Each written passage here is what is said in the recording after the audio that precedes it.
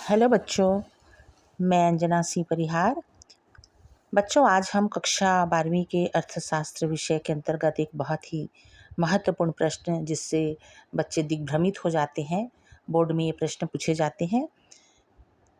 प्रश्न है, मुद्रा वह धुरी है जिसके चारों ओर समस्त अर्थविज्ञान चक्कर लगाते हैं। फिर से एक बार रिपीट करती हूँ। मुद्रा वह धुरी है जिसके चारों ओर समस्त अर्थविज्ञान चक्कर लगाते हैं। बच्चों, आइए जानते हैं इन प्रश्न के उत्तर को। मुद्रा आधुनिक समय में आर्थिक जीवन का केंद्र बिंदु है। प्रोफेसर मार्शल के अनुसार मुद्रा वह धुरी है जिसके चारों ओर समस्त अर्थविज्ञान चक्कर लगाते हैं। आर्थिक क्षेत्र में मुद्रा के महत्व को निम्न बिंदुओं से स्पष्ट किया जा सकता है। पहला है उपभोग क्षेत्र में महत्व। मुद्रा का सबसे अधिक लाभ उपभोक्ता को ही हुआ है। मुद्रा के द्वारा उपभोक्ता अपनी आय को इस प्रकार व्यय करता है कि उसे अधिकतम संतुष्टि की प्राप्ति हो। मुद्रा में निहित क्रय शक्ति के कारण उपभोक्ता उसका उपभोग अपनी इच्छा अनुसार चाहे जब तक चाहे जिस कार्य के लिए कर सकता है। मुद्रा के विनिमय कार्य को सरल बना सकता है, अतः उपभोक्ता अधिक वस्तुओं और सेवाओं का उपभोग करने में सक्षम हो गया है। इस प्रकार मुद्रा उपभोक्ता के जीवन स्तर को ऊंचा उठाने में मदद करता है। दूसरा, उत्पादन क्षेत्र में महत्व। एक उत्पादक अपने उत्पादन की योजना बनाते समय उत्पादन लागत, विक्रय मूल्य तथा लाभ को ध्यान में रखता है। उसका निर्णय मुद्रा के अभाव में संभव नहीं है। कारखानों का निर्माण, साधनों का सर्वोत्तम संयोग, कच्चे माल का क्रय, श्रमिकों, प्रबंधकों एवं विशेषज्ञों की सेवाओं की प्राप्ति आदि सभी कार्य मुद्रा के द्वारा ही संभव होते हैं।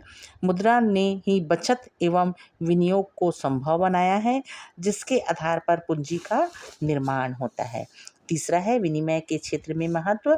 मुद्रा के वस्तु विनिमय प्रणाली के दोषों को दूर करके विनिमय को सरल बना दिया है।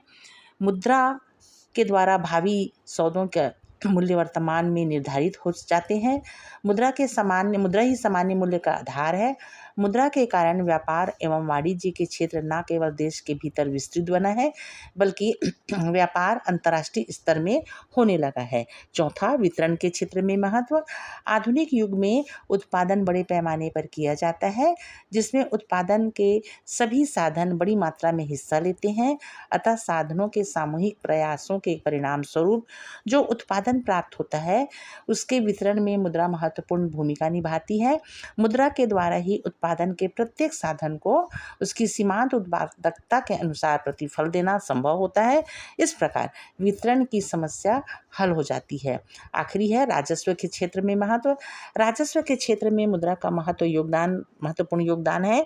जैसे पहला, सरकार की आय का मुख्य स्रोत कर एवं सार्वजनिक ऋण है। सरकार कर एवं ऋण लोगों से मुद्रा के रूप में ही प्राप्त करती है। दूसरा, सार्वजनिक हित में शिक्षा, स्वास्थ्य, सुरक्षा पर व्यय करती है। यह व्यय भी मुद्रा के ही रूप में किया जाता है। तीसरा, सरकार जो बजट तैयार करती है वह भी मुद्रा के रूप में तैयार किया जाता है। मुद्रा के बिना वार्षिक आय और व्यय का विवरण तैयार करना असंभव है। चौथा, सरकार अपने बजट के घाटे की पूर्ति भी मुद्रा के रूप में करती है। इस प्रकार स्पष्ट है कि आर्थिक जीवन के प्रत्येक क्षेत्र में मुद्रा का महत्वपूर्ण योगदान है। अर्थात प्रोफेसर मार्शल ने ठीक कहा है कि मुद्रा वह धुरी है जिसके चारों ओर समस्त अर्थव्यवस्था या अर्थविज्ञान जो है वो चक्कर लगाते हैं। धन्यवाद बच्चों।